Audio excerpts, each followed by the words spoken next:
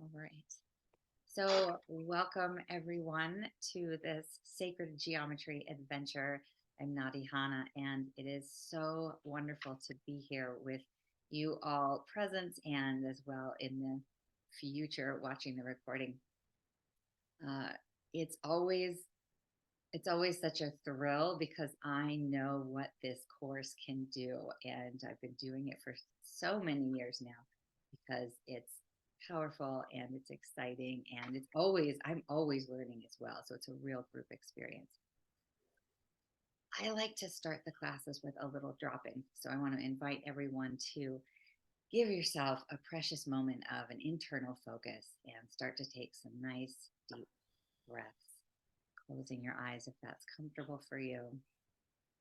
And deep breath in through your nose, out through your mouth, just relaxing, letting go of the external world.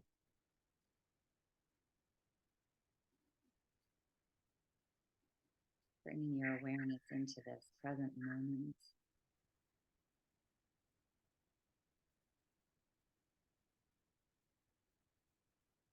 With each breath, connecting more deeply with yourself and sinking deeply into the surface supporting you.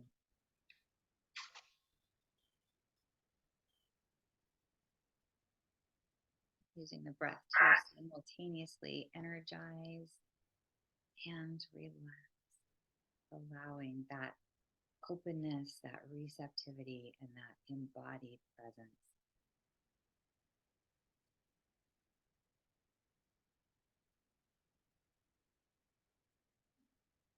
Taking a little inventory, noticing how you're showing up.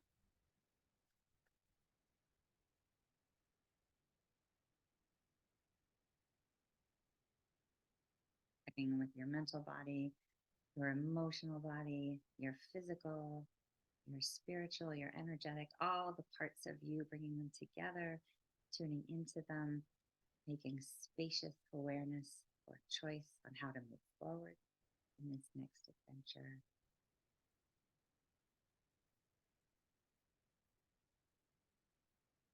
Connecting all the parts of you, including your guidance that brought you to this class today.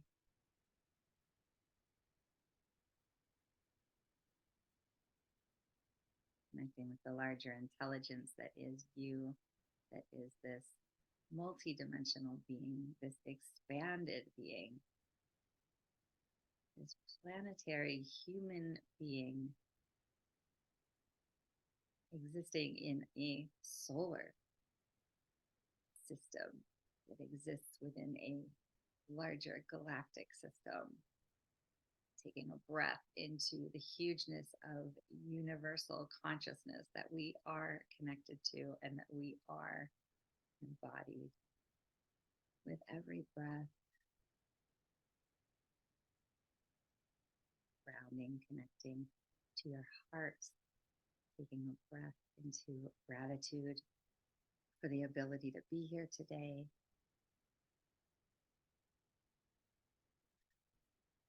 Gratitude for this existence, this human existence.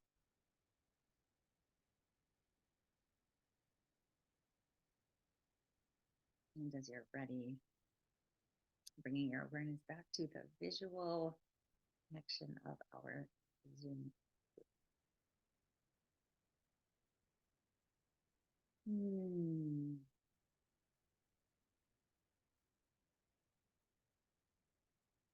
Such a precious thing to take a moment. We don't do it throughout the day. And Roberta, I muted you, but you can go ahead and unmute if you want. Um, uh, yeah, so very exciting. This is the beginning of 10 weeks. I am thrilled because it used to be an 8-week course, but things have just developed and evolved. And now it's a 10-week course because there's so much to talk about. And, um, it just gives us the most beautiful amount of time to transform, to expand, and follow, wherever we want to go, wherever the geometry wants to take us. So let's see. I'm going to grab a sip of water. Hang on a sec. So, Roberta, you had mentioned that my enthusiasm about the class really sold it, if you will, brought you in. And it's just true. I am enthusiastic about it, namely because it's changed my life so much. I just embody the geometry, and I'm so grateful for my listening that has connected me with the power of the geometry. So, what I would like to do today is tell you a little bit about myself and what that means that I've lived the geometry. I have something in my eye this morning. I can't get it out, so I'm just going to keep futzing with it. Um, but then I'd like to hear from you, Roberta. And since the majority of folks aren't here today, what I would invite everyone to do is take a pause right now and um, connect with why you took the class. Really tune into what brought you here. Maybe even set an intention for the course and know that because the geometry has proven the quantum field, know that your intention for the class, even if you're not on this call right now, is part of this group, right? We are all connected through time and space. We'll talk about that more. But pause and really check in with what a powerful decision and commitment this was. This is a 10-week journey, and you all have really walked into a beautiful adventure. And I'm honored. I mean, it's more time behind a screen. None of us really, you know, um, I don't know, so much screen time. So it's a real precious honor for me, and I'm hoping to guide and support you in your process of what happens in the next. Is that 2.5 months? That's outrageous. Everything is going to look so different on the other side of this. So is that December? So it's October. Oh my God, that's mid-December. I can't even handle time anymore. All right. So let me get into telling you, oops, one thing. I will do an intro, hear from Roberta. I'll hear from everybody else in the other realms. And then we will jump into some information, and then we'll jump into drawing. So it's a really fun 2 hours. And I will start with me. So let's see. You might have heard a little bit of my story on the Waxela, on the promo. I'll do a little bit more detail. I lived a very regular, understandable life. For about 10 years, I was back east. I went back east I'm from the Northwest originally, and I went out there to study with my meditation teacher. Went and I lived in an ashram. I did the whole yogi devotee life, right? But I built my spiritual practice, and I did it. I had a daily practice where I was grounding in breath work and energy work and developing myself and my awareness of the larger me. And that sitting meditation really morphed into yoga, into somatic practices, into a lot of inner work, right? I was in therapy, just doing everything I could to heal myself. And after about 10 years of working in the mental health profession, working as an inpatient psychiatric unit therapist, right? It was a locked unit, psychotherapist for 10 years. I completed my tour of duty. I felt very good about my time there. And then I was really set for whatever was next. And so I took a leap of faith. I came back home to the Northwest, which was delicious. And within a very short amount of time, I discovered sacred geometry, namely through Nassim Haramein and unified physics. And it really some fascinating new developments with what's happening with physics incorporating consciousness, and that somehow involves sacred geometry. So I just started meeting everyone who was into it too. It just like burst my consciousness open. The whole West Coast. I lost my disciplined practice. I got a little bit off the charts, but well, I won't say I lost it. I'll say it shifted into the drawing. I started drawing compulsively because at the time I was, kind of rudderless. I had no identity. I didn't know what I was doing. And so it was a very anxious time, that place of infinite potential. And so the geometry actually gave me structure to anchor in, so I was floating around, but I was able to draw regularly, and the predictability and the stability of these shapes was so comforting. And I didn't know any of the stuff that I know now, but I felt better when I did it. That's all I knew. And I was all about like, okay, I just need to do what helps me stay on the path here. So as I was drawing, like I said, I didn't know what was happening, but I was genuinely in training myself into harmony with the shapes. And drawing them, it's this interaction. It's an active, embodied experience. The the the embedding of my energy into the geometry would then create these structures that reflected my frequency, right? I knew none of this.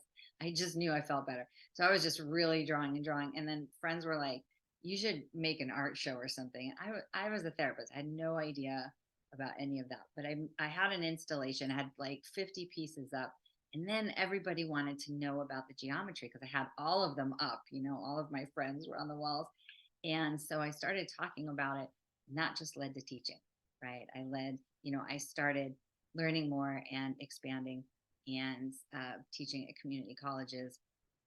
And then, that was the next stage, but it just kept going. And I'm sharing my story because the geometry invites expansion, and it invites you going to the next level, even though it might be uncomfortable and you had no idea or thought about where it was going.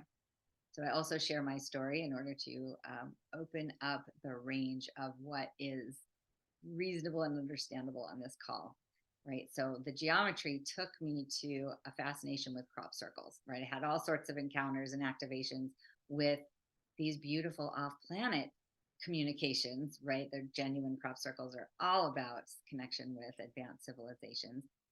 And then, of course, once you're studying the geometry of those beautiful patterns, you want to know who the circle makers are.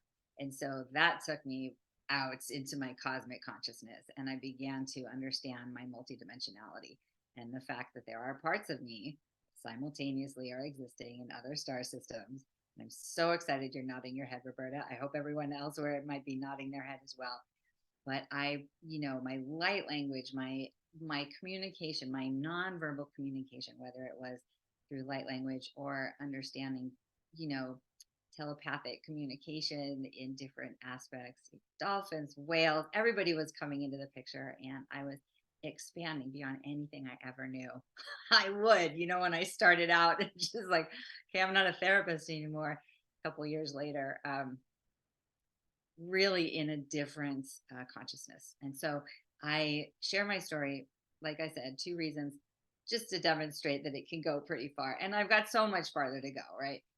But also, anything you experience is welcome in these class. If it's ET contact or channeled information. I've had people drawing that opened up the communication with their deceased loved ones. It's all in the mix. It's all welcome. I will match you, meet you, and welcome you to the next step. So it's really amazing what drawing can do. And that is my story. And I have had the most amazing experiences with people who are, the geometry attracts such wonderful, tuned in, tapped in people. I had a woman who came into the class with a traumatic brain injury and really repatterned some of her neural pathways, just fabulous. I'm so excited for what this course is going to bring. I'm so excited for everybody who's shown up. And at this point, Roberta, I would love to hand it over to you and just hear what your story is, what brought you here, and just anything you would like us to know about you. I am so happy to meet you. Thank you. I have had a long history of delving into the unknown. I've had many experiences of my multidimensional self through both being a Reiki and multidimensional transformation healer. I pretty much have always been very mathematical as well, which has always been interesting to me because if I'm going to just go somewhere in my head while I'm driving, I suddenly find myself doing math. And I never understood why that was happening. But I do see as a musician and playing my own music that there is a geometry to it as well. You know? So I've always been interested in both sound and visual. I just started doing some painting, abstract painting mostly. But I've also seen symbols in my mind's eye very frequently when meditating. And it's always just joyous pleasure to have these unusual experiences. So I was very interested in knowing what was next for me transformationally, because I kind of feel a little stuck in the energy on the planet currently and anticipating the ascension process. And as a sensitive, I feel everything, and things come to me that I don't know where they're coming from, basically. So I thought perhaps that this would open a new door for me as well, because anything I put my attention to and intention to tends to bring me a new experience that my soul obviously is urging me to take next. Yay. So. Oh, welcome. I realized like a couple years ago that I do these classes to meet my people. It's I know crazy. that's the yeah. I also wanted to meet my people for a long time. I've met some of them, but I always love expanding that boundary of finding more. Yeah. Oh, fabulous. Yeah, and to a lot of your points, um, you know, as a therapist, I love group work so much, like the power of each other coming together, our insights, our wisdom. It's so inspiring, and I always feel so nourished by it.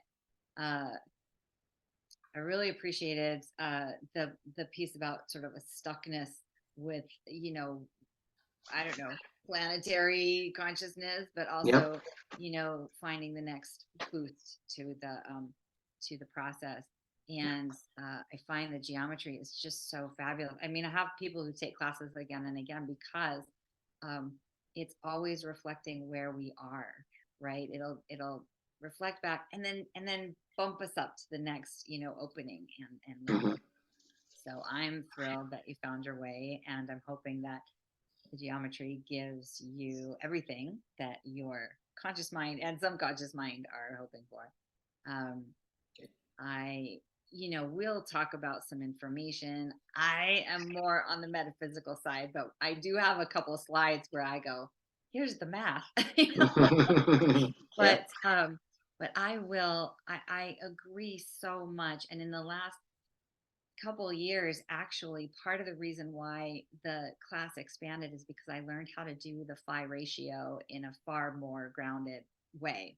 And the phi spiral, we're going to look at that today, is this finite structure that contains our infinite capacity, right? And we are not encouraged to think about our infinite nature, right? That's where a lot of our power is, and we've just been systematically shushed in that aspect of ourselves.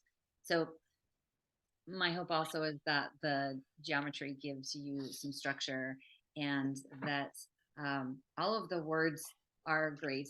There's some details, but that there is an energetic transmission that is happening from me to you, from you to you, and so we'll get the perfect, the perfect equation, so to speak. Um, there's No one last thing mathematical. to say. The classes will be recorded, so you'll always be able to come back to the information. But also, everything that we draw together will have. I'll send you the PDFs, so you'll have sequenced step by steps. You do not have to remember anything. You can just really shift into a receptive, welcoming all the insights and the ahas that come through when we draw. All right. Let's see. I think that's it for now. Um, I was super excited about everything you had to say, Roberta, and I'm thrilled to have the day with you. Otherwise, I would just be, recovering after a trip with my family.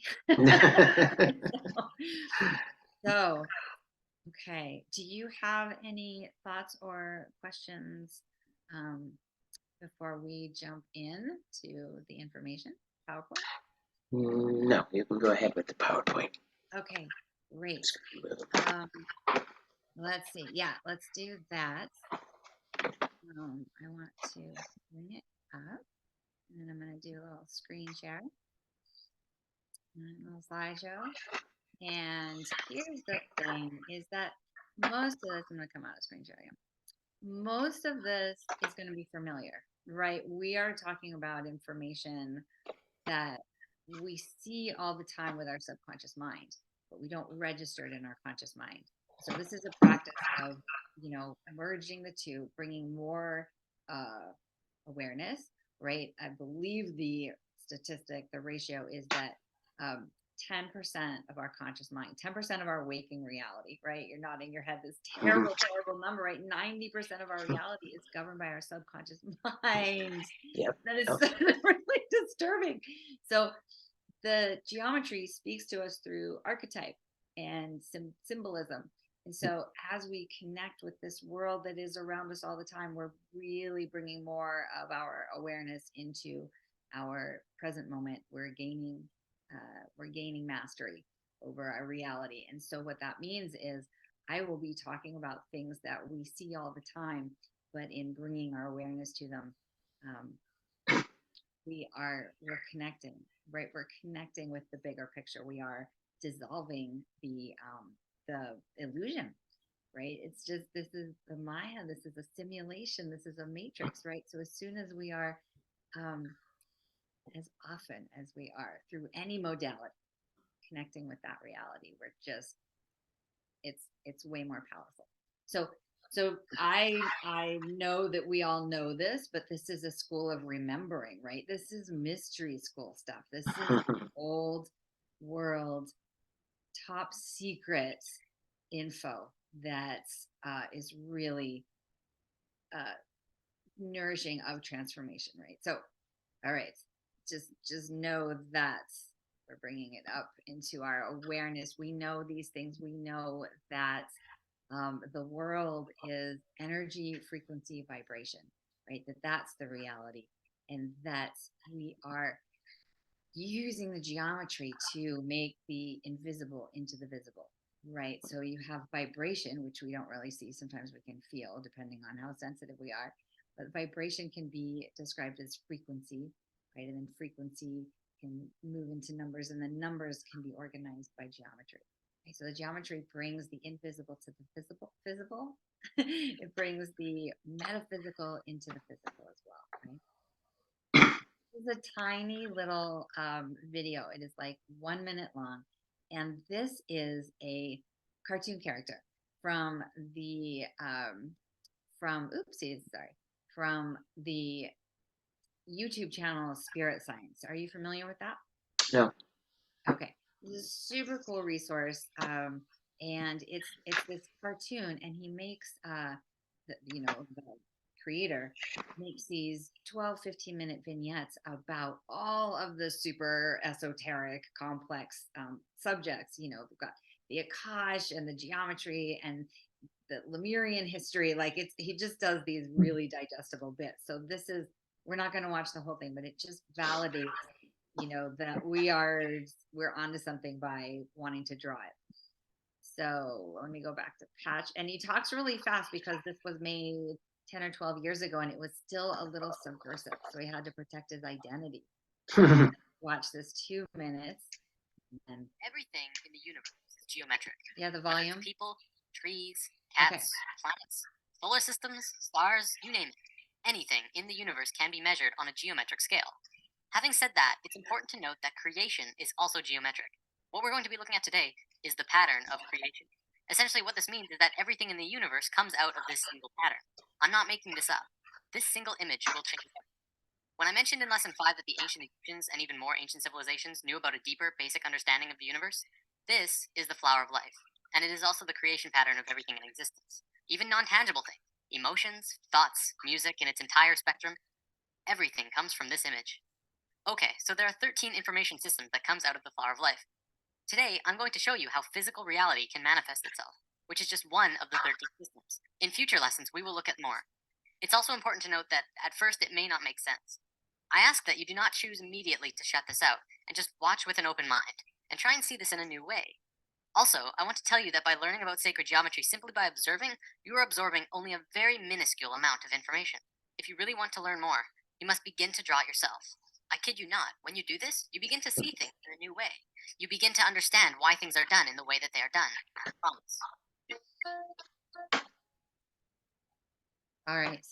I like to bring that in because it's really mysterious. It's really it's curious. It's kind of beyond linear. We're speaking to the other aspects of ourselves, but it's so much more powerful than just, I mean, studying about it, meditating with it, super potent. But there really is something in the application of drawing it. So I'm super excited about that. All right. And I've said, repeatedly, this stuff can really, I want to say blow your mind, but there's no way to explain in the first class how incredible it can be by the end. So I'll stop building it up, but just know that it's possible. So I'm going to show three different shapes today, right? We're going to talk about the phi spiral, this beautiful self-replicating geometry that is found everywhere. We're also going to talk about the pentagon and the hexagon, right? These three fundamental building blocks. And just beginning to remember how we are a part of everything. Isolation is the biggest illusion, and it is bludgeoned into us by the media, right? So beginning to feel the interconnectivity of everything, to recognize the intelligence that is woven into all of the natural world, and kind of beginning to, feel a little bit of excitement for the intelligent design of this shape, right? And it's got so much in it. We're going to look at all of the different aspects, but just beginning to remember that it's on this, tiny biological scale. It's on planetary scale, right, with our hurricanes and the basic pattern. And then it's on this cosmological scale, a galactic scale, right? This is universal order, right? This is how space divides itself and adds itself. So again and again, we see it everywhere. And I'm just even more in love with it now because it's really gone into this new phase of appreciating the phi. But it's outside of us, but it's also inside of us. This ratio, this harmonic proportion is the shape of our DNA. Right? We are this geometry. And so when we're seeing it outside of ourselves, we are resonating on cellular levels, because the geometry is within us as well.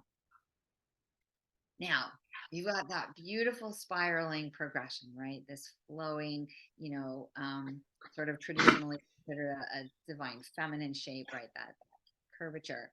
And then it is partnered with a structural, mathematic, linear progression of an equation as well, right? So Roberta, you're nodding your head. Are you familiar with the Fibonacci sequence pretty much? I am. Yeah, probably.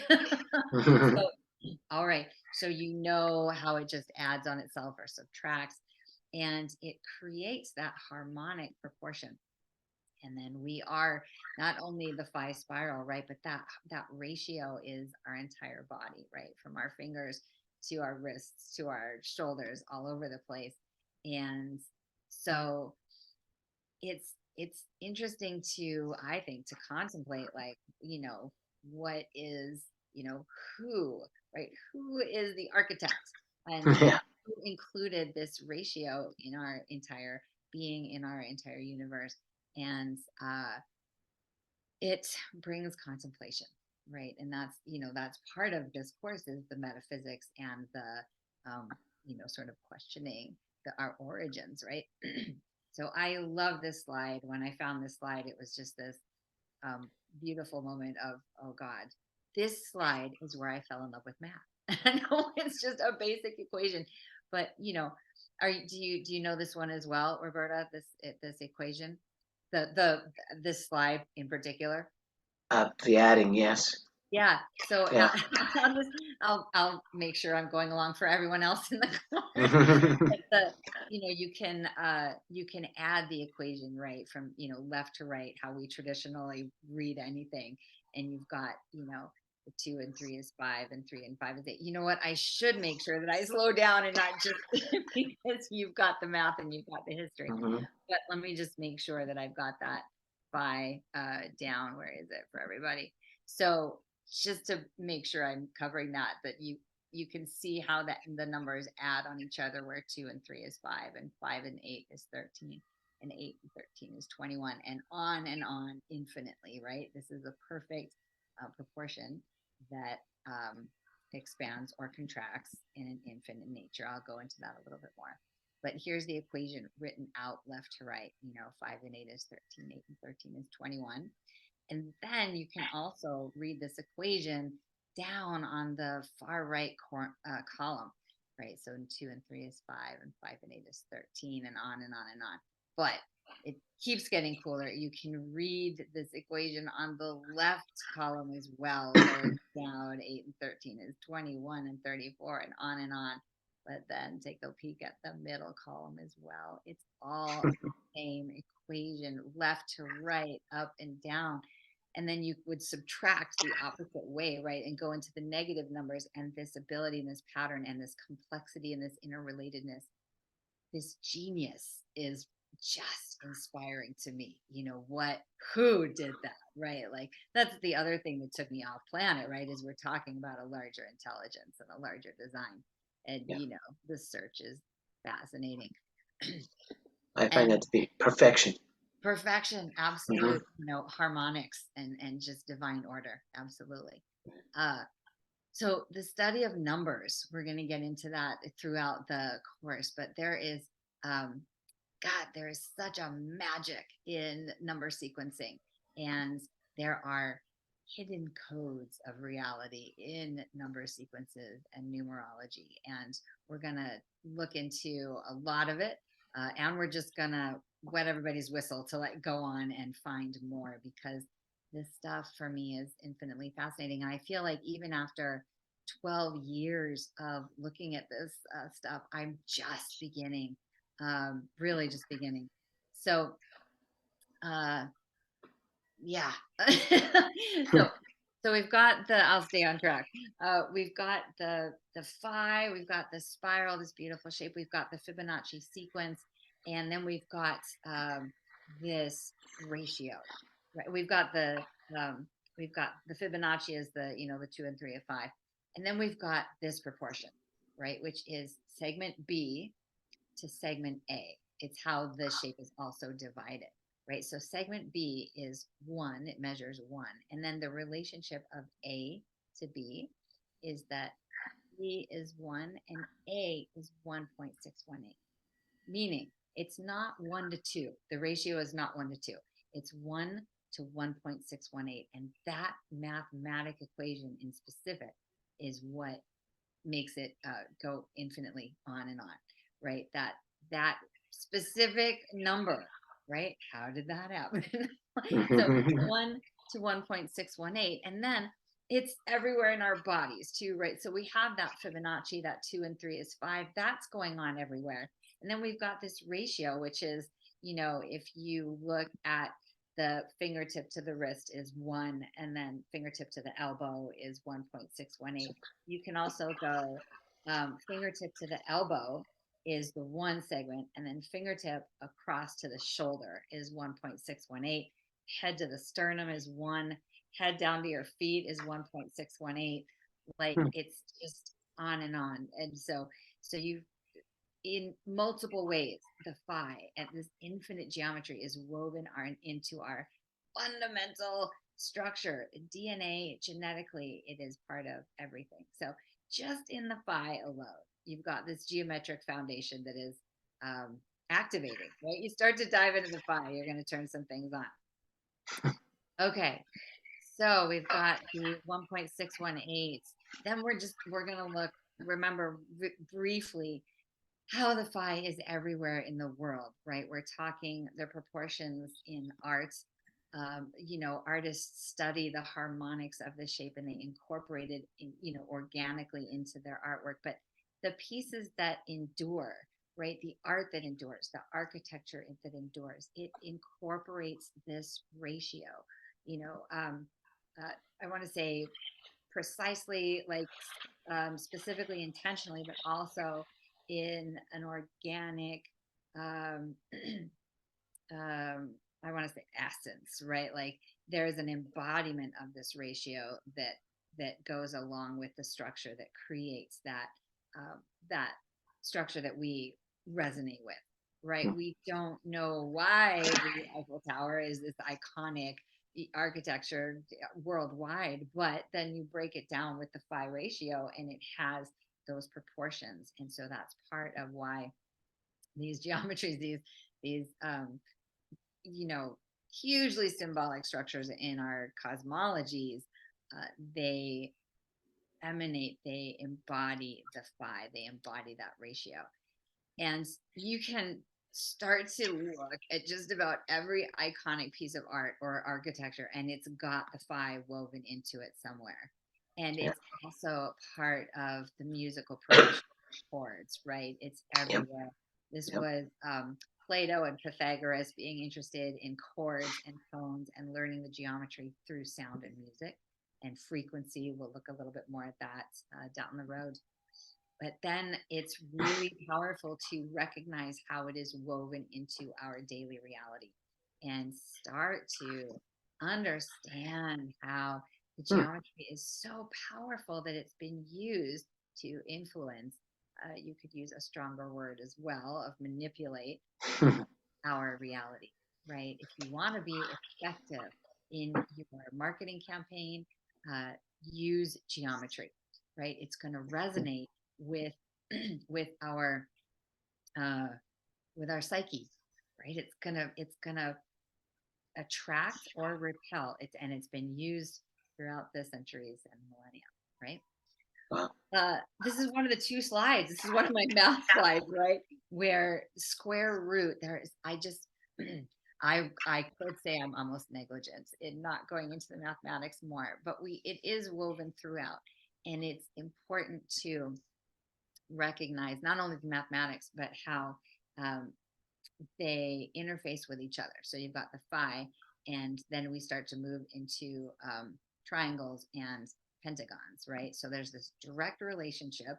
You can find that phi ratio, right? That 1 to 1.618, this segment being 1, and then the second segment being 1.618. So the pentagram, the pentagon, we've got the phi ratio in there everywhere. And then the angles and moving into understanding the pentagons, that the golden ratio and the harmonics are within the pentagon as well. You just see these building blocks, right? And you start to put them together. And then it starts to show up. My hope with the class is that you begin moving in the world. You go to the grocery store, not that okra is really prevalent anywhere, but you start to remember, right? And Hmm. see patterns. And there's, for me, what comes up is a sense of comfort. And that's only come on in my consciousness later on in this process, because um, it's so consistently everywhere. It's not going to ever let us down, right? Even when it's applied this way, right? It's going to Depending show on. up. Yeah, it's not going to vary. Now, it can be used in various ways, obviously, but things we just take for granted, right? Just connecting the dots, literally.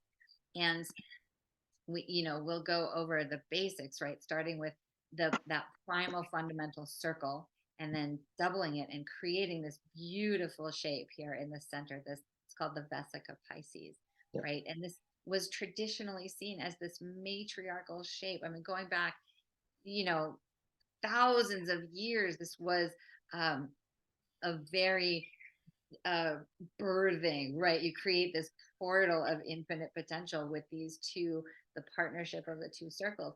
And that tiny shape, so primal, so powerful, that it was used to shift us from that matriarchal society into patriarchal society. This is one of many, many shapes that are used by religions specifically to influence us, but not just religions, all of the marketing, all of the consumerism, the commercialism, anything. If you want to make it really powerful, you can use geometry, right? So I only go into the positive applications of the geometry and the transformational ones, but it should be named that it has been used for a long time to guide us in certain directions and limit us. So we've got the two circles, we've got the Vesica Pisces, we've got the pentagon and the relationship to those three shapes, and then you've got the hexagon as well. So these fundamental shapes, right? And just remembering that the hexagon is everywhere, right? It's going to lead us into the sacred geometry, but part of why it's sacred is because it's the building blocks of containing intelligence. I mean, if we just learn from the natural world, the hexagon is the shape that packs information, packs energy with perfection, right? There's no space lost. And we're finally, figuring this out, that it's the way to maximize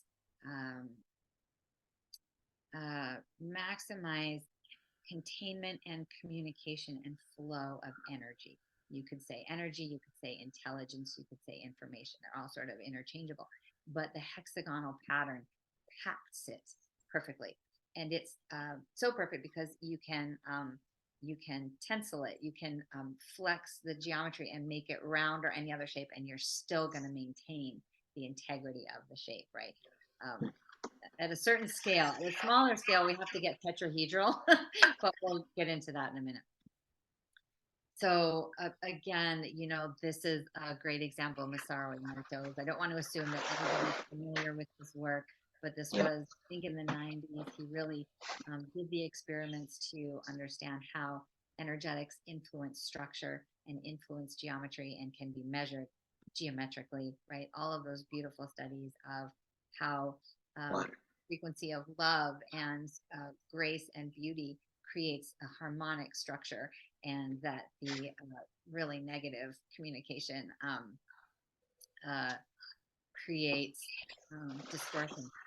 You know what, Roberta? I remember, if you want to mute yourself, I'm now remembering that if you're making noise, it cuts in and out of the screen, and it might be cutting out of people's visual experience. So let's do that, and that'll help with consistent slides. So thank you. I was really enjoying having you and your presence and feeling you, but I just remembered it can create some interference with the slideshow. So understanding how vibration influence structure, and of course, the significance, if we are 70% water and all of this structure that we're talking about, then how powerful frequency can be on our system.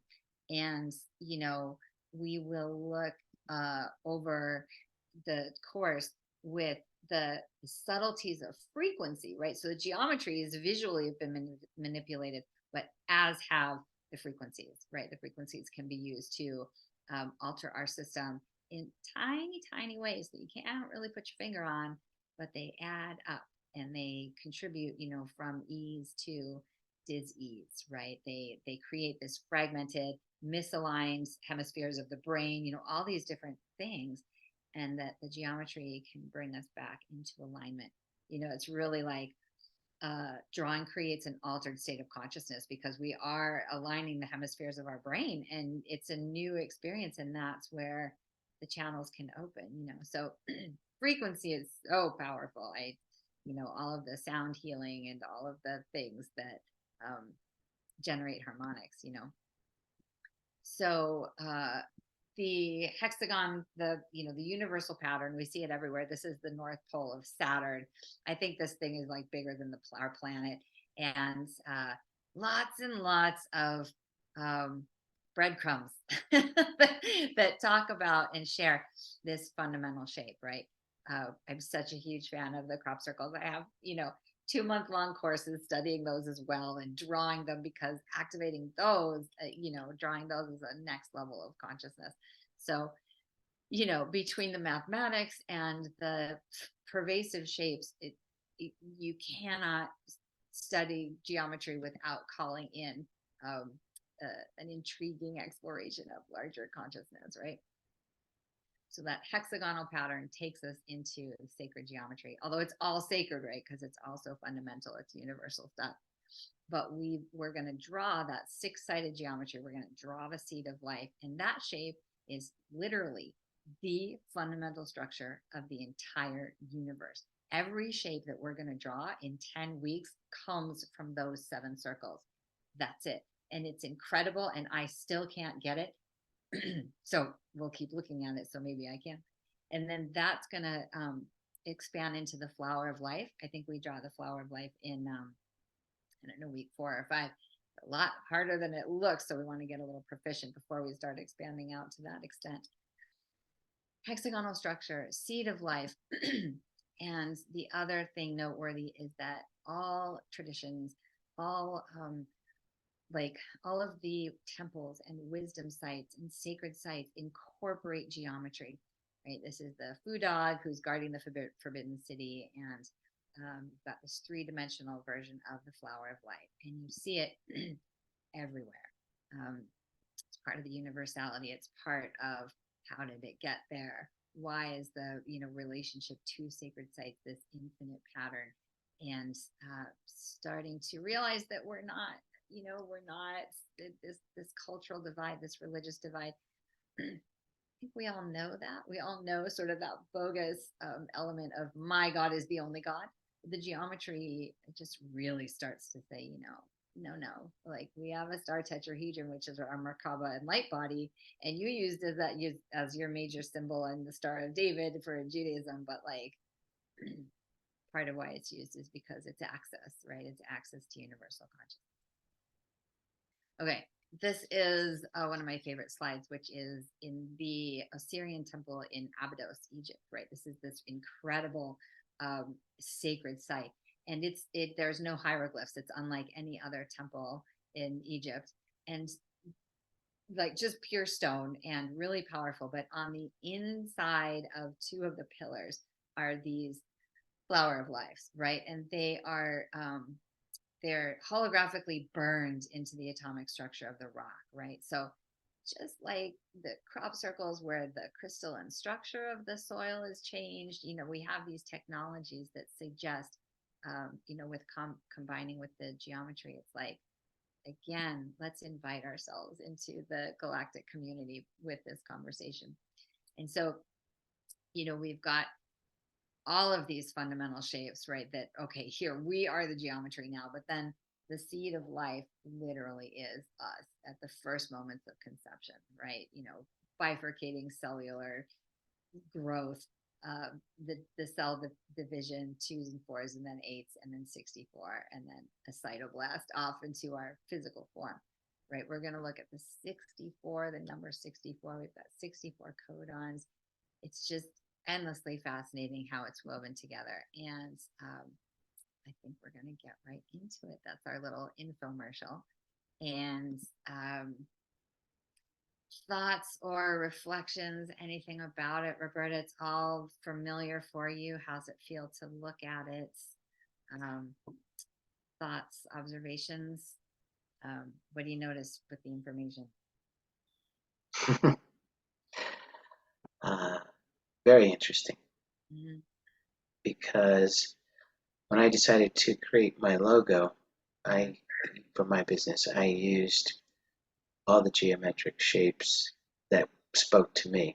Mm-hmm. So when I saw how they've been incorporated in mainstream business, I was like, wow, I never even noticed that before. Like, even the MasterCard. I mean, really, it's just interesting that others know to use this to influence others, perhaps. And the Egyptian stuff, the crop circle stuff, I'm all on board. Everything you said, yes, I've had some experience with knowledge-wise as far as reading or studying or learning. So, yeah, we're all on the same page here. Awesome. Fabulous. Oh, is that me? Oh, I got an echo all of a sudden. Oh, yeah, that wasn't me. Okay. Yeah, usually it's familiar, but it's the subtlety of it that is also powerful, right? Right. We don't sit and think that a stop sign is an octagon, right? Like, Yeah. why is it an octagon? Why do sheriff's badges use a heptagon star, right? Like, what is going on? I mean, we'll look at some of the occult wisdom. Wow. But let's do some drawing. Let's get into it. And oh, I got to get my pad of paper. So instruments, let me grab this. I think it's right behind me. Actually, 1 second. I got to go get my bag.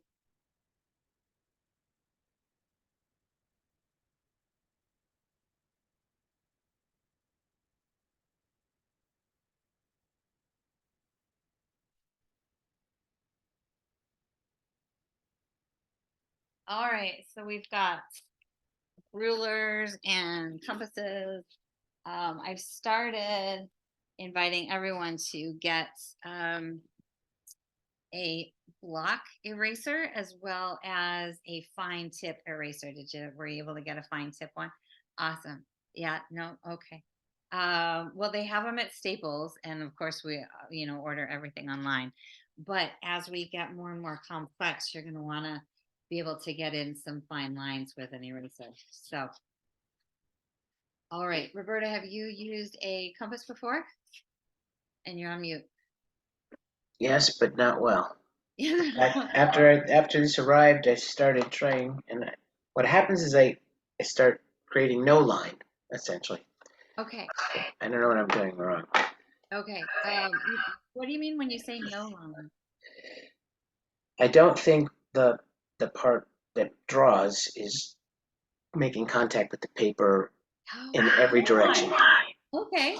Okay. Great. I'm getting a weird. Do you have another? I'm getting super feedback loop from you sometimes, but not all the time. Okay. Probably me. All right. So I'll go over a little technique, and really any compass is fine, but not a plastic compass. They'll just crap out on you very shortly. All right, I'm just going through my compasses. So I love the traditional. Wow, where'd they all go? I give them away. Glasses. This should be fine. I go to a bunch of recovery centers and teach sacred geometry. So I end up giving them away, which is what's happened. I don't have it. Okay. So a couple things with technique. This compass in particular, if you hold it down here, it will change the width and you will have an unsatisfying circle. And the one that you have as well, that little rotating bit in the center can also change. So if you can try and train yourself from the start to hold your compass at the top, that's one technique. Yeah, it just takes practice. And so yours are already, yep, yours are already level. You want your compass point level with your pencil point. And the trick of it is, right, always anchoring that compass point nice and strong, but then tilting the compass away from you, right? Just that gentle twist. And then you're just, it's a dragging. You're dragging the pencil with that shift, right? Not up and down, because that gets a little janky. You're going to have some resistance. So tilting away and then dragging the pencil behind the compass. This is going to take some practice, but that I did it. did it. All right, great. And so do a couple of circles, do a bunch of circles, and just get your wrist in the habit of that. It's a twerky little twist, right? And it's just going to take a couple of shapes, but it really gets a lot easier, a lot faster. It gets easy fast, and it's its own meditative process. Like we could just do circles for a while, but we'll keep going with it. So practicing some circles, I think that just the circle alone has its own satisfactory feeling, right? There's something so for me so nourishing. Yeah, I'm just looking for the words that keep me going with the geometry, right? So how's that feeling? Are you feeling solid in that? Other than Practice. I mean, yeah, I have to keep yeah. tipping. Yeah. The other thing, there's this balance, and it's great because it's you and me, but when we're in a group of folks, there can be that strange pressure of, keeping up with the group. So just know that once you go on and draw and practice by yourself, and you can go at your own pace. It'll just get smoother and smoother. I really do want to encourage homework, so to speak. I really want to encourage everyone to draw between the classes, because it's just, you signed up, you paid the money, get your money's worth, so drawing in between, and the art that people come up with is so amazing to see, everybody's creative, pieces. And life is really busy. So if you don't get to it, okay. But I used to not want to pressure people and, know that lives were so busy, but it's really worth it. It's really worth it. Just give yourself an hour or two, and it's going to deepen your practice. Okay. So you got a couple circles. You feeling like we could go ahead? All right. Yeah. So everybody at home on your own timeline, you can, feel free to pause it. Sorry, I'm peeling something off of the box. Take your time, play with it. We are going to be starting in a simple way, but we're going to be incorporating breath as we go along, as we get a little bit more into the shapes and confident, right? So doing one circle and taking a breath, doing another circle and taking a breath, right? The potential of meditative process with these shapes is incredible. We're also going to be setting intentions with the geometries, because when you put your intention into the shape you're drawing, it carries that intention, it embodies it. And then when you're looking at that geometry, it's just going to activate that intention within yourself. And look at crystal gridding on the geometries, like all the different things. And we never even get into coloring on these classes, right? We are just getting the shapes, but to go on and color, in between classes is also a really great practice. Let me see, are there other bits? If it's not feeling comfortable and you want to start in a new way, you can also tilt the paper. I think everybody will be going with the compass pivot, but if you're having a rough start, you can also just spin the paper underneath your compass. You can just hold it steady. You're going to get a solid circle every time. And so that can be a good way to start. And, as you're learning, if you're not getting it super quickly. Part of why this satisfies me is because of my history as a psychotherapist, right? Our process will come up with these shapes, our drawing, our consciousness, our programming, right? The geometry is so neutral that as we're drawing, our critical voice is going to come up. We're going to see what's wrong with our shapes. We're going to judge ourselves. And that voice, sadly, is likely to not go away in this lifetime. It's bludgeoned into us. We've incorporated that critical voice into our entire reality. So my invitation will always be, if you want to lead with showing where the imperfection is, that's what we do. It'll inevitably show your pieces, and I'll be like, well, this part right here is, like first off. So I will repeatedly invite the positive balance, right? Like, what do you like about it? Because that's the best we can do, is build up the positive, right? So that's going to be part of the psychology of the geometry. But we've got mindful practices, we've got breath work, we've got the actual drawing, we've got the aligning of the masculine and feminine and the hemispheres of the brain, and then we've got the reprogramming. The geometry is in that 90%, and we can use it to harness our change, right? We can use it to talk differently within ourselves. We can use it to recognize when we're being talked badly to. I mean, it's really powerful when we start to tune in. So, okay, I'm talking so much. Usually, we've got a few others chiming in, so I hope it's not overwhelming and so much of me. Do you have thoughts? You said you tried before and it just didn't go well, or how you wanted it to go. When were you trying? Like, what was the context? Were you starting this a while ago and it just fizzled out? Yeah, several years ago, I decided I was going to create a business, but I wanted my own logo, so I started to draw in miniature, literally. So it wasn't so much using compass; it was I think I may have printed things that I found online and then traced them. So, Oh, brilliant. but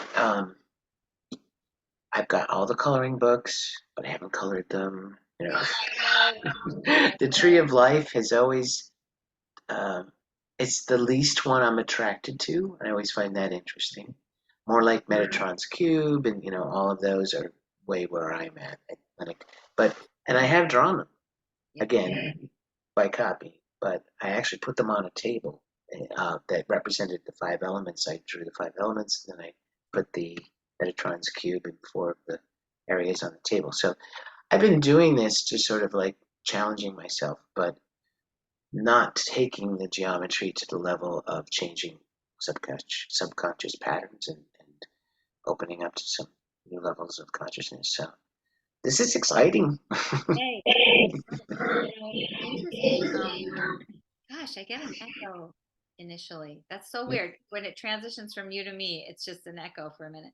Um, the Tree of Life is the one I'm least attracted to as well, and that's Oh, not meant as anything at all. It might be the complexity of the study that's involved. I mean, it is incredible. I've delved in once or twice, and I think there's a class where I just show some of it because it is so vital. But I'm probably intimidated by it. But it's my least it's my the one I'm attracted to least. But it's we'll get into when we get into the 64, we get into the flower of life, we get into the star tetrahedron, we will for sure see how it's woven in because it's all right. the same picture. So okay, graphic design, printing them off is a brilliant strategy and a very precise one. And so this will not be precise, right? And that's one of the programs is the perfect imperfection, and we will keep getting into all of the programming. Oh, it's so thick. So, okay, well, I think we will get started. That sound good? Yeah. Okay. Yeah. So go ahead and open your compass to 2.5 inches wide. Nice wide stance. I'm gonna draw with you. So everybody at home, 2.5 inches wide, and that is our radius, right? That's the half the length of the circle. It doesn't have to be precise. The reason we're choosing 2.5 inches is so that we can draw the biggest shape possible and stay on the page. That's all we're going for. Yeah. I think, yeah. Yep. Stay on the page. Stay on the page. And you know what? I'm a super eyeballer, right? Like I would just say eyeball the center of the page. However, I've had enough times over the years where the eyeball is off a little bit and then the seed or the geometry goes off the page. So let's measure. We're going to be doing landscape, right? So the page being wide, looking at it. And we're not at risk for going off to the left or the right. We only need to measure the vertical, right? So all we want is find the 5.5 mark, right? Because it's 11 inches top to bottom. So 5.5, eyeball the left or right center, and then make a little dot and make an actually like a strong visible dot because we're going to refer back to that. And again, at home, if you're watching the video, feel free to stop and pause me at any time and take your time. That is one of the advantages of watching it in retrospect is you can pause and practice and find things. And one of the I think one of the most powerful practices of this group and growing together is going at the same pace, right? I have a class right now that has 12 people. I have a class that has 9, and we are so programmed to override our own process to keep up with the pace that's set, and we deny our own pace, right? We deny our natural pattern. And so in the class, I'm going to do the best I can. Today it's easy. I'm going to do the best I can to make sure that we're all moving at the same pace because there's an inherent valuing. There's a meta message of like everybody's pace is important. And we're going to learn from each other's pace because if you get to completing the shape before everyone else, you have an incredible geometry. You have an opportunity to meditate while you wait for everyone. And so there is no time lost in this class. If you know, when we're together with all 6 of us, if we are moving collectively, everyone benefits. If you see that I am making sure to wait for everybody's process, there is a message of value, of inclusion, of repair that we do not get in this culture. Yeah. Everything counts. Everything counts in class, right? So 5.5 center mark, right? And like I said, make it kind of dark so it stands out, because we're just going to be rotating around that circle. And the pattern that we learned today is going to be the pattern for the rest of the class. It's really simple. The circle that we add gives us the coordinate for our next circle. So you're going to start in the center of the page, but I'm going to be moving around in a progression on the top and the bottom. So you've got your top page, and I have got to shift this. Sorry, I want a different sequence for you, one that has the red dot in it. It's easier to see. 1 second. And again, I will send you these sequences so you do not have to remember this at all. And I'm going to open this up, and I'm going to share my screen. Okay, so there we go. All right. So center of the page, you've got your full circle. That's 2.5 inches radius, 5-inch wide circle. What you're going to do is you're going to put your compass point at the bottom of the circle, right? Compass point. We could go anywhere on the circle, but we're going to start so that we're all aligned with the same orientation. Compass point, that red dot, make your second circle that intersects with the first circle. That's all we're doing. We are creating the Vesica Pisces. We are creating this relationship of the 2 circles. So every circle that we draw, the place where it intersects with the center circle is going to show us the next step. All right, so you got the 2 circles, solid like that. Yep, okay. So you can see on the left and the right, we've got 2 intersection points now, right? You could technically go either way. I want to encourage you and demand that we go in the same direction, that we're going to go clockwise, and you want to go sequentially, because when you get to the flower of life, you've got to build one on each other, because it's so easy to get lost. So get yourself in the habit of consistent progress, right? So we're going to start at the left intersection. That's where your compass is going to go. Right? So in this spot. Oh, go back up. What are we? Yeah. I might have done something wrong. So I've got a circle in the middle of the paper, but yeah. I don't know how to start the second circle. Okay, so the second circle, you're going to put the compass down on the bottom part, like kind of bottom vertical of your first circle. Then I run off the page. Do you? Yeah. Okay, well. I will. Oh, you have an 8.5 by 11. Yeah, 8.5 by 11. You want bigger? Yeah, we need 11 by 14. So. Okay. You have 8.5 by 11 today? That's okay. Yeah. Okay, so close your compass. I believe 2 inches will get the job done.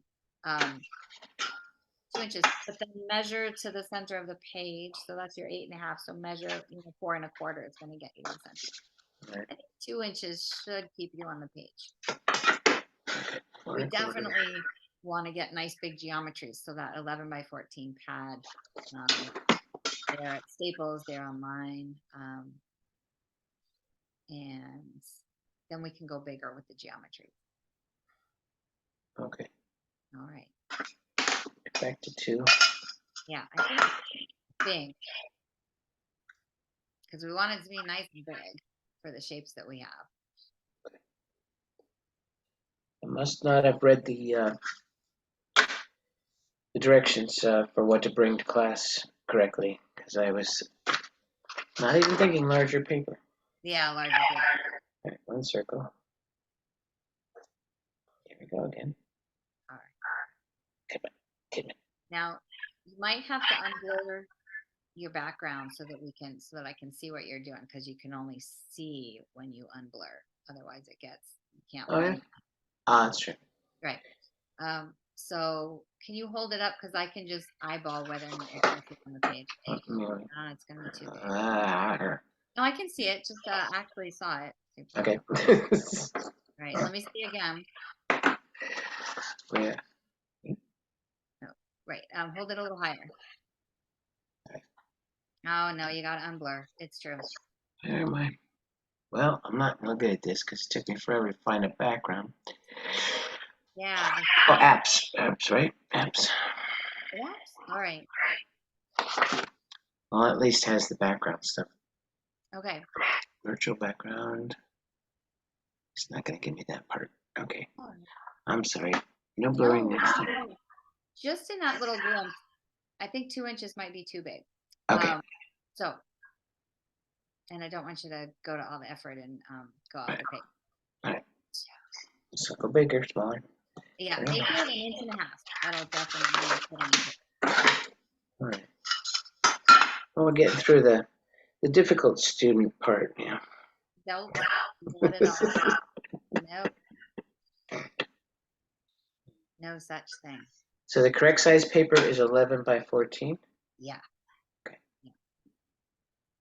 But 1.5 inches. I didn't mark my point. That's good. Probably likely gonna get you. Okay. I don't know that I ever started with. So you got that first circle? Mm-hmm. Okay, great. So then tell me when you're ready for the next piece. I'm ready. So we're gonna choose the point. The compass point is gonna go right at the vertical bottom, right where that red dot is. Right, and you could start anywhere, but that's gonna be your second circle. So put your compass down there and give it the second circle.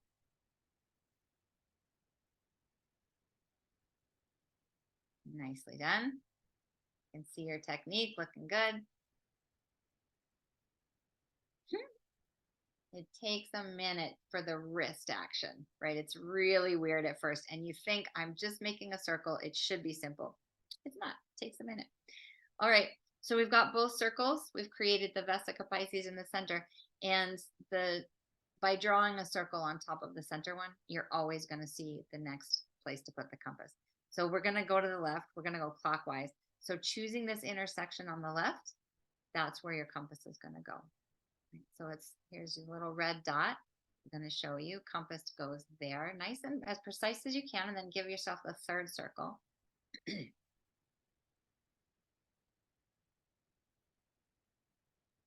it looks like you're talking, but you got yourself on mute, so I don't want to be okay. All right. Before I had my difficulty, you were saying go clockwise or semi-clockwise? We're going to go clockwise. We're going to go from left to right. Okay. So here's the third circle we just made. And you can see up here, we've given ourselves another intersection right up at the top. That's where the compass point's going to go. Third one. That's going to give you your fourth circle.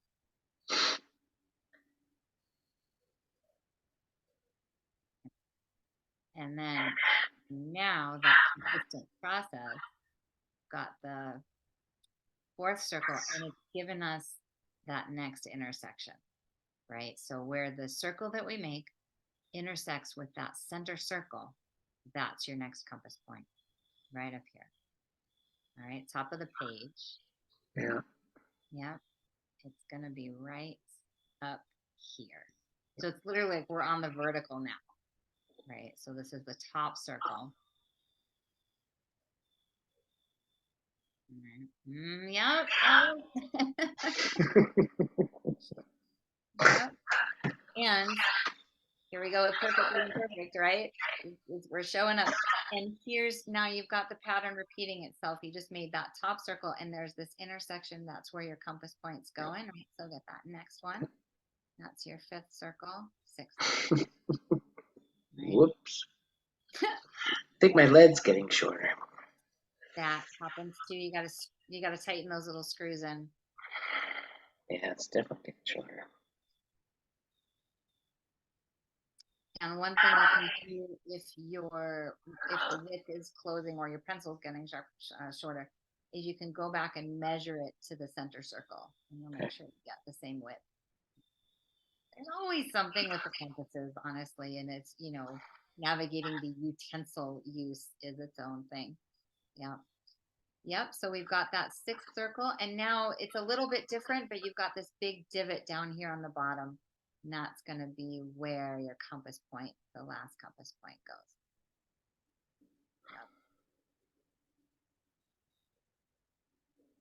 Yep. Then, quite magically, got your seed. Yeah, I see it. There it is. Those 7 circles. You just picked up a compass 10 minutes ago. And there you have it, right? Yeah. Ta-da. Cool. Cool. If you hold it right in front of your face, I should be able to see it, because I think that, oh gosh, come a little closer. Oh, there it is. Oh, look at that. What do you think? Beautiful. And my stops and starts, but yeah, I think that's my path on my journey is constantly go, go, go, stop. Go, go, go, stop. Starts. It shows up right there in the first seed. It does. Here's my life. That's awesome. Yeah. Right.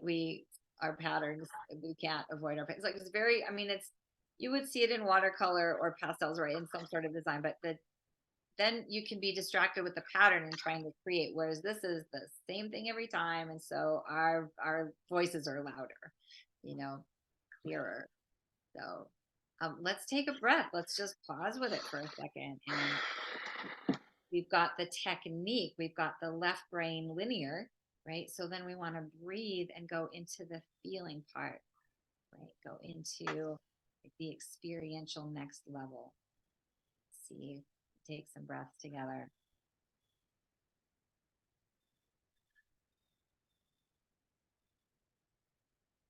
Inventory, noticing.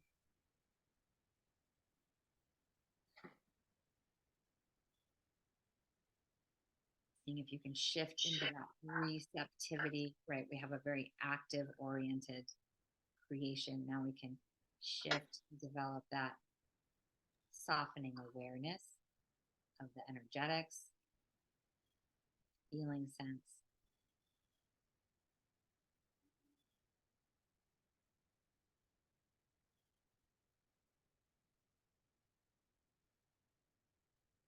Developing that witness.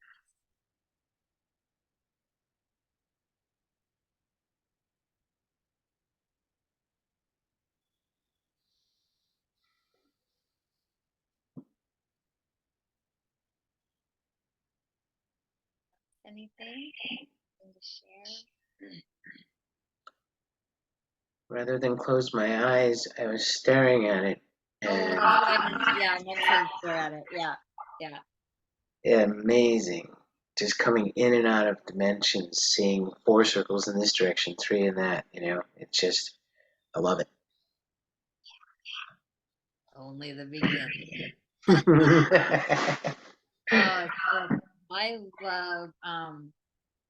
I love the comfort. This world is just getting outrageous, and I get sucked in a lot, and it's so soothing. The predictability of the geometry, it's just soothing. It's always going to show up the same. And so that's when I start to, feel into that soothe, that, oh, it's going to be all right. It's going to be all right. So, okay, let me, can you hold it up one more time? I'll just get a flash on it, because I want to see how big we can go. Okay, come a little closer. Okay, a little bit closer. Jiggle it for a minute.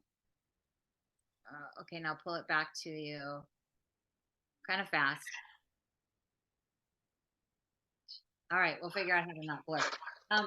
How much space do you have on the top and the bottom below your shape? About half an inch at the top and about 1.5 inches at the bottom. Okay, so let's keep your measurement the same. So you've got, what do you have, 1.5 inches, is right? I think that's what we went to, yeah. All right, let's go crazy. Let's go to 1 3/4 inches and see if we can max out the page. And then because you're a little bit top heavy there, Yeah. let's go ahead, start. We're going to start on a fresh piece of paper. Oh, I Mhm. got to show you some things. Wait, sorry, we can't start yet. So we've started with the seed, and we've got 1 3/4 inches, and then we'll measure to the center of the page. But let me show you what we're going to do next. 'Cause it's fun. All right, so you can go. We're going to go. I got to blitz through all of the drawing. Okay, so we've got this. Part of the reason for the fine line eraser is so that you can erase that center bit. And one more slide. We're going to double up, right? We had a 6-fold. We're going to add 6 more, and it's going to turn into a 12-fold, right? And so you can take this center ring off. In all of those mandala books, right, you're going to generate your own mandala, right? So we're going to take that center ring off, and you start to get some of the dimensionality. And part of the drawing is to bring our brains from the 2D into the 3D and beyond the multi-D, right? But what we're drawing now is literally the geometry of a toroidal field, right? This is our electromagnetics. This is us connecting with our auric field. And you're bringing like our brain goes, oh, this is fun and pretty in 2D, and there's some circles, right? Our extra dimensional reality is just so tickled that we are turning this on, right? Because it knows what's really happening. And so we are building that relationship.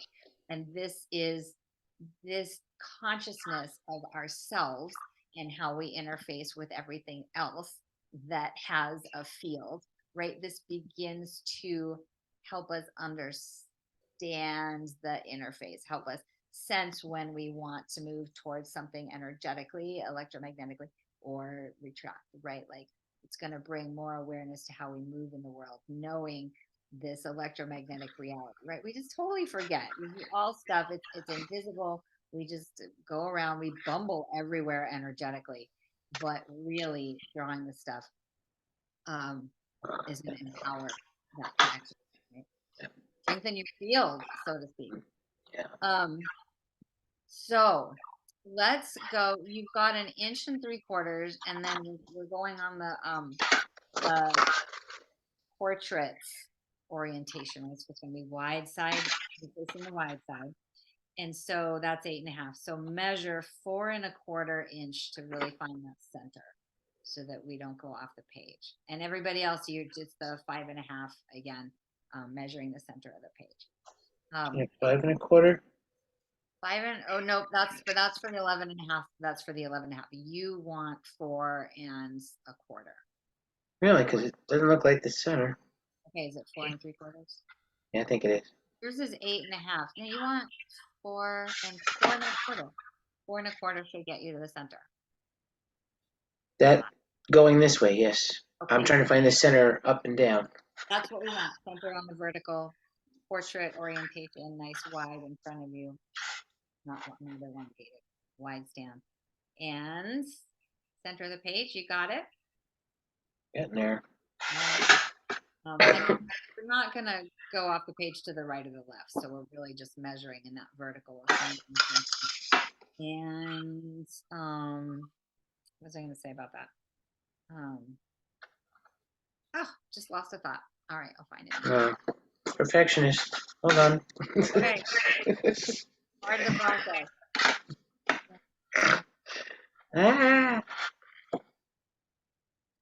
Okay, I was off by 1/8 of an inch. I'm also a woodworker, so that it's really important to be accurate. All right, circle number 1. Circle number 1. So we're gonna do a muscle memory seed. So let's do it again, and we'll do it together without the slides. I'll just walk you through it. So first circle, and the measurement for you is different than everyone watching with an 11.5 by 14. Sorry, 11 by 14. For the 11 by 14, the center point is 5.5, right? 11 by 14 just really maxes out the shape. It's really a prettier way to go. You got that first circle? Okay, and now bottom vertical, you're just going to put your compass down. That's what I was going to say. All right, give me an eyeball for a second.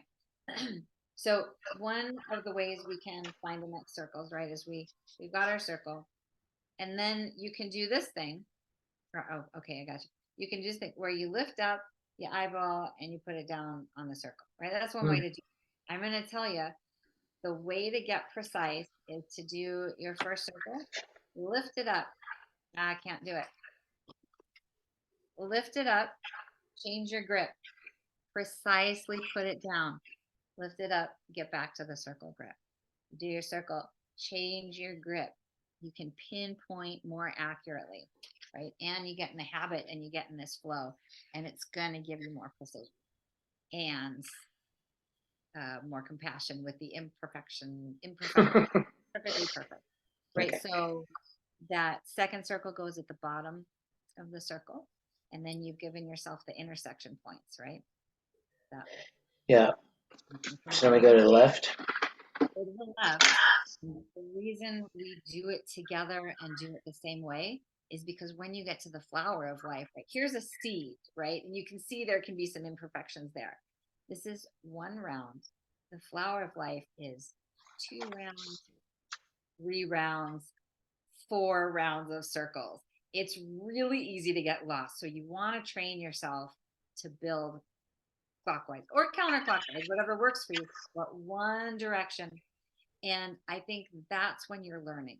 When you get full on pro, you can jump around, do it whatever you want. But we're going to learn and we're going to do it solid. And then we all have the same orientation, right? So we go together. So third, you got the third circle with the intersection. Okay. Technically, you could start this on any point of the circle. We're just traveling together at the same orientation, same satisfaction. Okay, turn in the paper. Oh, turn in the paper. It's a good way. It's a good way I to do it. tried. Are we ready to move? Yeah, with next circle. Yep, fourth circle up there at the top. Yeah, you can keep going because you've got the basic idea now, right? So whenever you create that next intersection point, feel free to go for it. Yeah. That one or that one? It should be at the top. Yeah. Top, yep.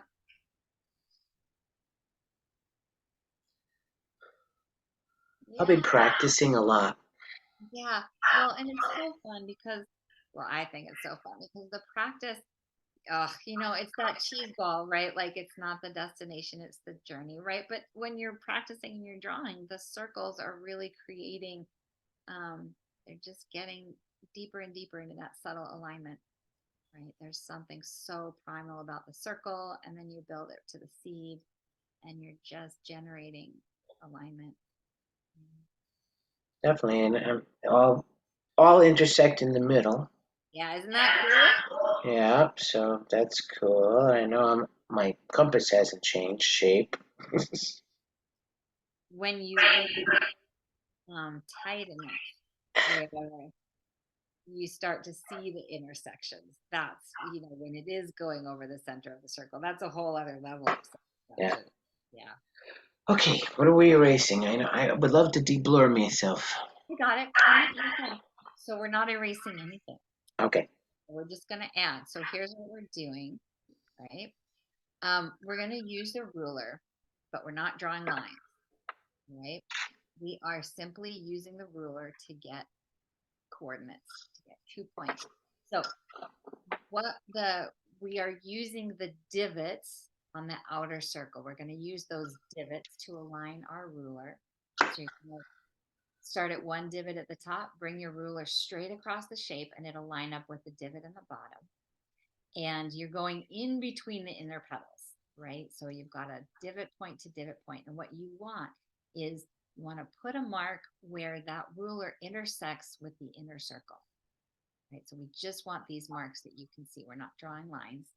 We're measuring divot to divot, and you're going to do it on the left diagonal, and we're going to do it on the right diagonal. So same step, we are bisecting the shape. And because it's a 6-sided shape, we're going to do it 3 different ways. going to cut it on the left and the right. And the only thing we're going for is where the ruler intersects with the inner circle. Again, we're giving ourselves intersection. And then you're going to do that on the horizontal. Oh, that's a crooked divot. What the heck? That was not. Okay, don't pay attention to crooked. All right. Middle. Yeah. Middle. Okay. Oh. 1, 2, 3, 4, 5, 6. 6 points. 6 points. You've just given yourself your compass points. So go ahead and choose one. Put your compass down and get it another circle. And any one of them, you can start on either one, any one. And you'll see that we've kind of cheated in giving ourselves these points. But what you'll see is your circle goes over the next compass point that we created. Right. If your compass hasn't moved. Yep. Right. So sort of, kinda, maybe. sort of, kind of. Not really. All right. Yep. And then just keep going with the circles. On every compass point, you're going to draw another circle. And again, really good to go clockwise because it's easy to get lost as you're starting out. But we kind of cheated, but you can find this shape without the ruler and the points that we did. It's right. Just one of them, right? But the others would follow suit once you've got that first circle.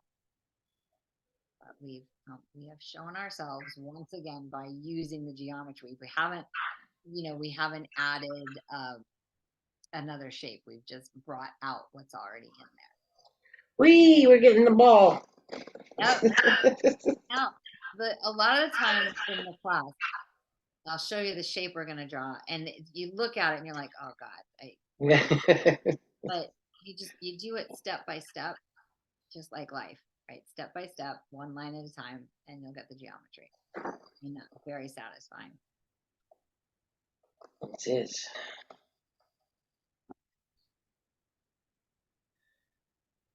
Yeah. One more? Do I have one more? I think I have one more. One more. Yeah. I hope that echo isn't too bad in the recording. What the hell? Okay. Well, this is a study in getting rid of your perfection. Oh, isn't it? But I did. Yeah. All right, give it a quick flash. Sun's coming through. Oh, look. There it is. Yeah. A de-blurred for a sec. There it is. Yay. Oh, beautiful. What do you think? That's pretty cool. I got chills. Thank you. Nice. Yeah. Take a breath into the chills, right? Like, whoa, it's powerful. Very powerful. Yeah. Oh, it's chill. Like, how does it happen? Like, what's going on that we're giving ourselves the spirit bumps, whatever you call them?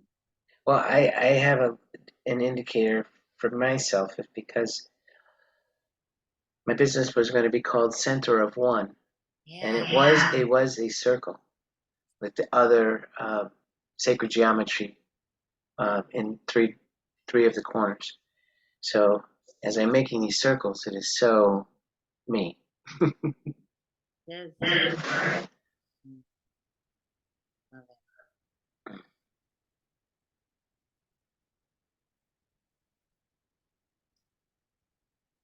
Do people sometimes cry when you're doing this? Oh, lots of Okay. Because I'm a crier, just to let you know. Okay. Please do. Feel free. Whatever comes up, whenever something comes up for one person in the group, it brings permission for everybody to do it. So, I have a lot of people that have the body shakes, the energy that moves their bodies when they, have the energy moving through. Ears, anything goes. So, always welcome. And I want to encourage maybe after the class, because we're going to draw one more shape, after, taking a minute, don't rush right off to the next thing. Take a minute and go into, if there's tears, go into, there might not be a thought behind it, but just allowing whatever wants to come through. Those felt like joy, like I was reconnecting to some part of myself I've forgotten. a larger part of myself that I've forgotten, not my ego personality self. Right. The other me. The other me. We've got the circle, so satisfying, right? And now we're going to do some lines, right? We're going to find that sort of counterpart, the linear structure part to this flowy, beautiful piece. So what you want to do now is you want to make sure you have a piece of paper underneath you, or underneath that page, right? And I'll just pause to say, at one class, because I kind of play around with different things all the time. And oh, this is what I was going to say. It is so different to draw with everybody online, right? Like all I can see are when heads are down. But when I can move around in the classes and I can, just bip around and see what everybody's doing. So one of the times we did the 2 seeds and we took the first seed and everybody, I don't want, it's not as fun to sit on it because you crumple it, but there's a fun practice of either putting the geometry next to your body, sleeping with it under your pillow, all sorts of fun ways that we can play to see how the geometry influences. But it takes that moment where we are breathing and dropping in to connect with all of those other parts. Right? So that's just that next level of the geometry. And so all the things you feel like more and more. So, You're tired. just came off of 4 days of family visit that was more intense than I've ever had in my life. No, I'm sorry. That's all right. So thank you. Next piece of paper underneath, you're going to line up the 2 pieces of paper. You're going to take your compass point, and we're basically making a template for another shape underneath. What you're going to do is we're going to use the outer divots, right? So we've got 12 of these intersection points on the outside, right? And we're going to use those. You're going to puncture the paper through every intersection point. You're going to puncture your paper and through enough to make a mark on the second paper, right? So we're not damaging anything too much, hopefully, but you want to get 12 points on the next piece of paper. And of course, we could find, a circle divided by 12 another way, but this is a quick and dirty way to get 12 points on the next paper so that we can build a dodecagon. We are going to make a 12-pointed star. Right, so we'll have this beautiful 12-fold geometry of the circles, and then we will build its counterpart, the star. Pointy little linear geometry. And honestly, I love the circles, but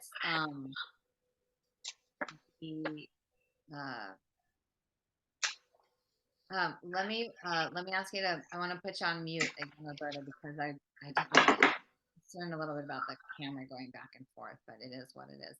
I hope people can put it on gallery view. I think, even if it's recorded this way, I don't know. Hopefully, it's all right. So you've got 12 points. Now, mine looks differently. Yours is tilted to about 12:30. Mine is oriented like a clock, just because I did it in a different way. I did it after in a different model. So go ahead and darken in those points.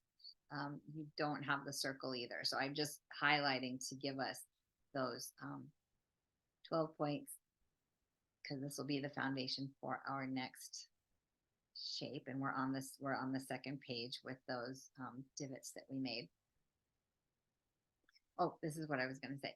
I love the circles, but some part of me is more satisfied with the lines, because I love with the compass, there's the irregularity of the shape, and maybe the circle changes and all of that. With the lines, I know where I'm starting and I know where I'm stopping. It's really, it's just left brain. There's just part of me that is super happy with that. Right brain? I always do that. Okay. So we've got this shape, correct? We've got all 12 points. Okay. Now what we're going to do is we are going to start at that top point. Again, mine is oriented to 12 o'clock. Yours is slightly tilted. And you're going to draw a line starting from that one single point, and you're going to come down and across to every other point, right? We're simply connecting that top point down and around to every point, and you'll end up with this shape.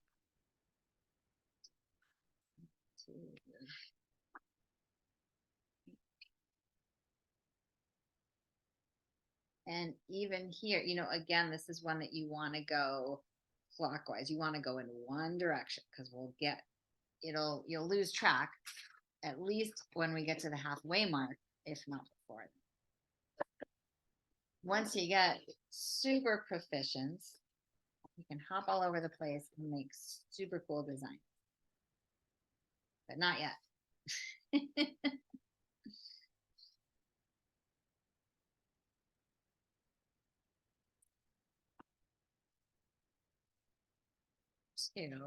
Some changes to do the. All right. Talking to myself, making some notes.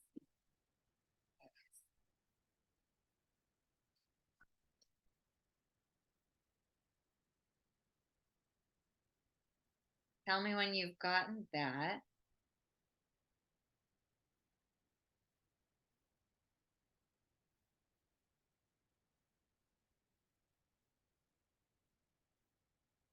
All right, made some notes. So you got that one? Okay, so now we're going to do the exact same thing, but you're going to start, will be your orientation, right? This next step, you're going to do the exact same thing where you're connecting this dot to the one next to it, down and across to the one next to it, right? And that's going to get you this, right? I know, just keep going around again, step by step, and you're going to get to a dodecagon. If you just repeat that pattern where you're starting at one center point, just connecting the dots. That's all we're doing in life, right? We're just connecting the dots. And yeah, I'm not sure how I got this one centered. I think I probably did some erasing, but yours will likely not be centered at this point. It's the points up top, each connecting point, as well as going through the center. I'm really surprised that this one is centered. I might have just pinched this off the internet because I don't think mine have ever been centered. In fact, I'm pretty sure that that's what I did. Although this isn't graphic design, so we're only going to get that sharp, and we're used to graphic design, right? Part of this process is to shift from all of the computer, all of the AI generated everything, but not everything has to be AI, but just we see if you work with the geometry at all, you're just always seeing these perfectly generated images, right? And so we have this standard to measure up to, much like in life. How's it going? You got a spot there? Yeah. Okay. It's easy to lose track of lines as well. So I'll give you a trick for going back. If you want to pause, and we can call that the stopping point, and you can finish it afterwards, that's great too. How you doing? Good. So you take the next point would be the one from to the right from the one you just did, Exactly. and start drawing to each line again, and Yep. just keep doing that all the way around. All the way around. Yeah. All right. Well, yeah. Yeah. I'm gonna interdimensional travel is gonna happen for me. I can feel it already. Okay. Fabulous, fabulous. That's so great. That's why you were called to the class, right? You've just already had this. Here we go, right? Yeah, it was time. Totally different experience with the circles and the lines, right? Mm-hmm. Yeah, yeah, and it'll be Planes of existence with the lines more than it's planes of existence is what I see versus, as you say, the comfort of the circle. It draws you in, and I don't see planes of existence. I see dimensions. So, yeah. I'm sorry, I'm getting very excited here. It's so exciting. This is what I'm like, all right, Roberta and I get our own class, because it's the depth you can go into it, whereas I can't hear everybody's experience, drawing on their own. But it's I show up, I share some information, but it's the geometry, it's drawing that just turns everybody on, and it's Yeah. without fail. And if you give yourself the opportunity, it's going to pay off. So I haven't Okay. heard anyone call that planes of existence before. That's spectacular. Yeah. Yeah. So Yeah. let's take another minute. Let's kind of integrate all of this. And what do you want to do? You want to either take another minute drawing the planes of existence, or because we've got a minute to wind down. Would you like to keep drawing, or would you like to just do some breath work? What's your preference? Or both? Let me do one more line if we have time. Yeah, we do. We One have more time. point, and Yeah. just to see You what happens. could probably finish. I mean, I did not to rush you, but this one's just going to be the bare bones of connecting the dots. But that actually doesn't take too long. I think it'd be really fun to look at the completed piece, since we do have. I can keep talking. I can always fill the space because there's just so much that's happened over the last, I guess it's been 8 years of drawing. Tell you some stories while you're doing it, and then we'll breathe with the geometry and with both of them. Sure. I went to, I think pretty early on, I think it was like my second series at Portland Community College. I had the classes were structured a little bit differently, but on the fourth class, well, sorry, back up for a second. So we went around and we did introductions, and the woman said, she said, I was told that I could use the geometry to talk with my deceased husband. Hmm. He had died, I think, the year before, and it was a really traumatic death, and she was just very much in that process, wanting to heal and be at peace. And so she said that, and of course, okay, we'll give it a shot.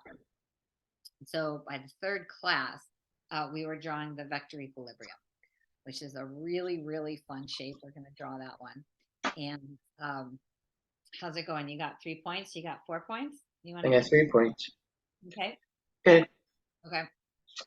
So the vector equilibrium, super amazing, one of my favorites. And the thing about it, so vector meaning line segment, equilibrium meaning equal length.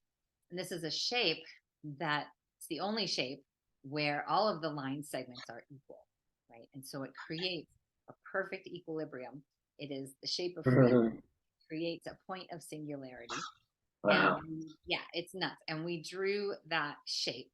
We went home, drew that shape. She went home, did her homework. She drew the shape. She came back the next class and said, I started talking, right? Because that vector, right? That singularity creates the portal.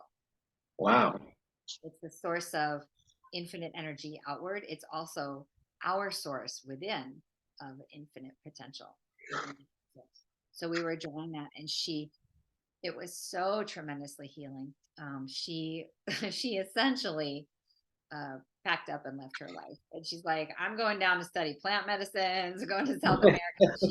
It was total transformation. That was only in a 4-week class, and that's not to say that that happens with everybody by any means, but I have seen somewhat close to me. So Well, I'll be very interested in that shape for sure. yeah, that's I don't know where that is. Oh, I can send you the syllabus. Sorry about that. I will send you the syllabus and and The directions for each of these drawings. yep, the sequencing and I don't know, a couple other things I'll just send you. So how does that, like, you got half of it down? Yeah, I got half of it down. Great. And one thing that you can do to check and see that you have all the lines, because usually we miss one or two, is every point will have 11 lines coming from it. Oh, okay. That's how you can count to make sure you've got all of them. Oh dear. Okay. By the bottom of the geometry, you will notice that some of the lines are already done. Okay. Yeah. So that is right when that happens. I can see when that happens. Yeah. Sorry, I wasn't counting the first one. 1, 2, 3, 4, 5. Yep. Okay. Good to know. Great. Okay. Let's breathe. Right. So as you were organically drawn to. Just, looking at the shapes, you can have them both. You could have all three of them in front of you and just take in the whole endeavor, whichever one you want to sit with. And just anchor the energy. Take a nice, they all go together like that, which is really fun. Yeah.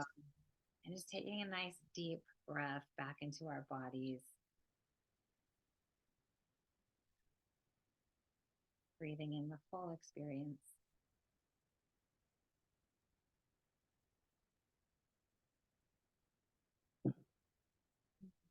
Connecting with the surface supporting you, really dropping into your belly.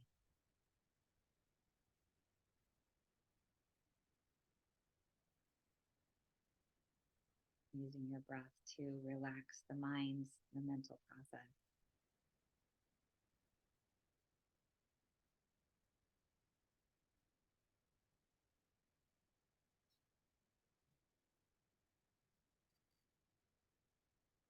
Taking that inventory again, noticing where you are. Sensing energy, feeling expansion. Noticing if you are, there may not be any bells and whistles, rockets shooting off. It may be subtle, it may be quiet, and stilling the minds to hear.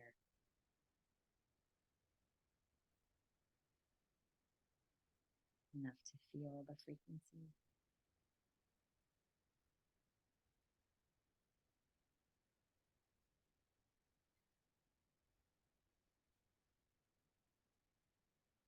Remembering that we are connecting with our cellular geometry,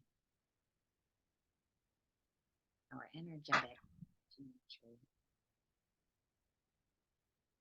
connecting our physical form with our multidimensional form and universal atoms. That sense of harmony, breathing, a sense of coherence.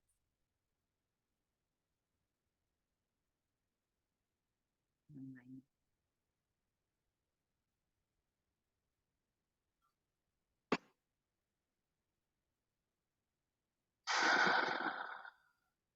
And feeling each other. 2 of us on the call, but really there are 6 of us total, this beautiful group.